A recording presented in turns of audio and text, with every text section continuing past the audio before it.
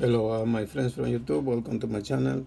Today I'm going to show you how to replace the battery on this UMX cell phone.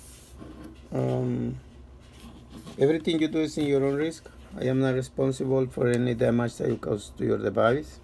These are videos for education purpose only. Thank you.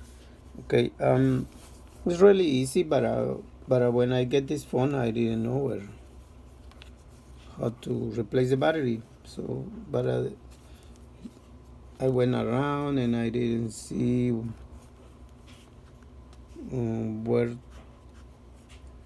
to take the back cover out, but then later I find out that right here, you see right here by the charging port right here,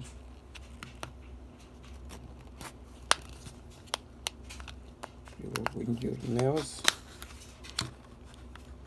and the model is U693CL. Okay, so that is right here. Then you just right there, so you can see here is the model. Okay, so it's super easy, but I didn't know, so I'm doing this video just for people who doesn't know how to do it. And then you put the new one like that, put the cover back,